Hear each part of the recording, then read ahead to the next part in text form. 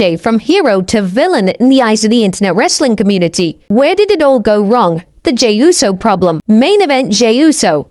Now in 2020, WWE needed an established name to feud with Roman Reigns. Reigns had just started his epic heel run, and the name WWE decided to go with was Jey Uso. This was a huge risk, as Jey wasn't known for being a single star, and WWE's reasoning was mainly due to the family ties between both men. Jey would be the babyface in the feud, and to say that he over-delivered in the story would be an understatement. Jey had a number of PLE encounters with his cousin, and each of these were outstanding. Jey didn't just bring it in the ring, his storytelling was magnificent, and in a space of 2 months, Jey went from a tag team wrestler to one of the most grounded, likable, and driven characters in the entire company. Jey's work was so strong during this point in time that there were calls from fans to see him win a world title, and these calls were completely justified.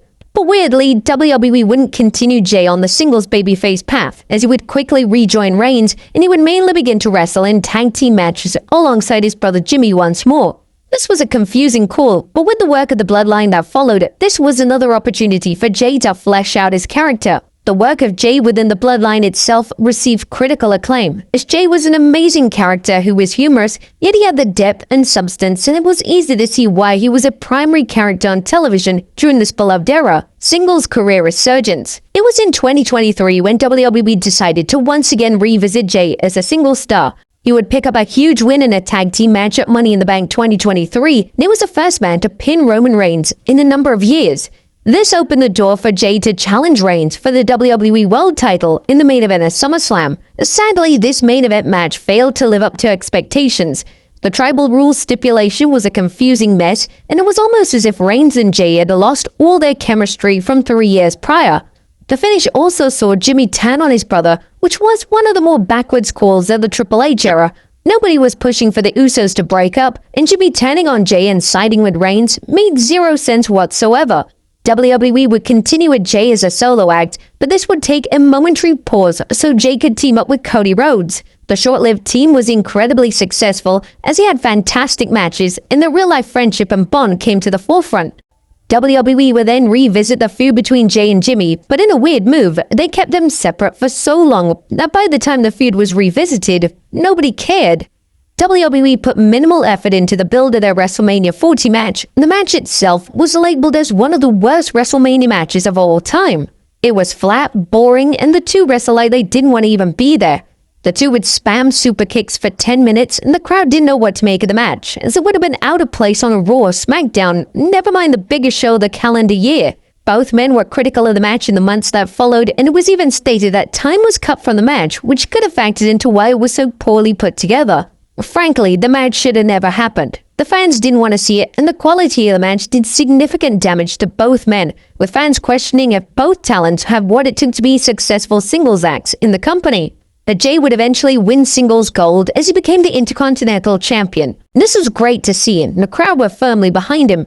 The yeet catchphrase was so universally over that the camera would often shake due to how much the crowd loved to take part in the chant, and Jey became one of the most captivating and interactive pro wrestlers WWE had under their roof. This led then to the yeet era. But this is also where the problems truly began at the start of 2025 for Jey Uso. He would win the 2025 Royal Rumble match. Jey wasn't a popular suggestion for the winner of this match, especially because fans had seen him challenge for the world title just 1 week prior, and his matchup with Gunther was insanely disappointing. It was said that the initial plans for the Rumble were to see CM Punk win, and this is exactly what fans wanted, but WWE ultimately decided to go with main event Jey. The backlash to the win was substantial, with the YouTube dislikes speaking volumes, and the crowd were questioning what on earth WWE were thinking. Jey was insanely well-liked by the audience, but they didn't truly want to see him wrestle for the world title at WrestleMania, especially against a man he had zero chemistry with. The build to Jey vs. Gunther at WrestleMania was uninspiring at best, as WWE would basically have Gunther act as the voice of the internet by claiming that Jey can't hang with the main eventers, and it was even rumored that Gunther was unhappy with working with Jey again. This was the point in time where Jey was picked apart for his in-ring work, with fans questioning if he had what it took to be a main event attraction and deliver classic matches on a monthly basis. Fans were also quick to call out Jey for botching basic spots, and this became so prevalent that WWE worked this into a storyline with Gunther, which goes to show just how aware WWE became of the online criticism and resentment towards him. A WrestleMania 41 arrived and the match itself was nothing special. As expected, Jey won, but he won with a sleeper hold of all things, which was rather random as this wasn't even Jey's finisher, and Gunther being choked out wasn't the best look for the ring general. There was immediate concern that Jey wasn't going to be able to have good matches as champion, and they even decided to give him a brief reign of 51 days before he unceremoniously dropped the title back to Gunther on Raw. In the months since Jey dropping the title, he's been greatly overexposed by WWE, as he hasn't left the main event scene in any capacity. WWE's attempted to flesh out his character by showing inner turmoil, but this has confused those that support Jey, and it hasn't really impacted his reactions on television. When Seth Rollins went down with an injury, WWE would then have a battle royal to determine who would face CM Punk at Saturday night's main event, and the winner of this battle royal would be Jey Uso. Our fans were urging WWE to go with LA Knight, but they once again went with Jey. The backlash to this was even worse than the Rumble win, and the YouTube upload of the match was one of the most disliked videos WWE have ever uploaded. The backlash was the talk of the wrestling world, and it was clear that the internet fans were sick of Jey, wanted to change the scenery in the main event picture. Weirdly, these reactions once again weren't felt in the arenas, as the crowd still loved him. However, it was argued by some of Jey's biggest critics online that the Yeet chant was over, and Jey himself wasn't over. Whether this is true is up for debate, but it's extremely rare to see the internet reaction to a wrestler fail to translate to the weekly crowds. The match versus CM Punk was a TV match at best, and one notable spot in the match saw Jey botch a neck breaker. This upset Punk so much that he kicked Jey right in the face. Jey received a ton of criticism for the quality of the match, and specific criticism was directed at the botch itself. Coming out of Saturday night's main event, WWE fans were urging WWE to give Jey's main event push a rest and reunite the Usos on a full-time basis. So what exactly is next for Jey Uso?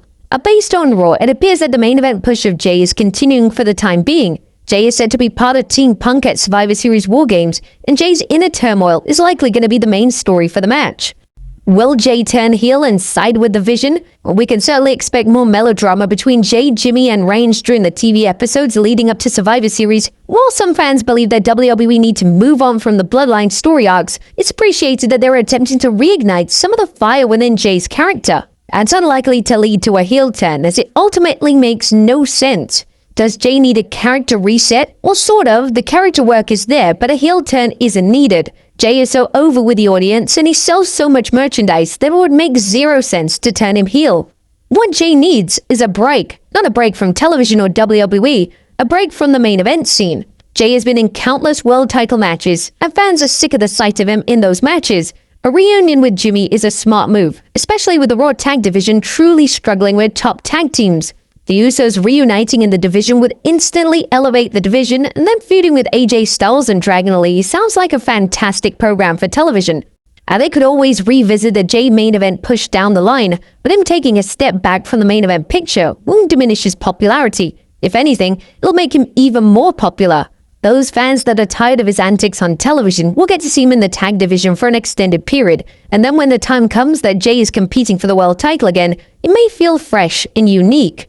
Now let's face it, it's common for fans to get tired of the same wrestlers in the main event scene over and over again. With Jey, it's been a combination of bad booking combined with poor matches that has doomed his main event run. It goes without saying that Jey is still an incredible talent, and WWE is lucky to have such a popular name on their roster. However, if they continue with his current presentation, it wouldn't come as too much of a surprise to see those fans who cheer for him begin to resent him, and this should be something that WWE should look to avoid at all costs.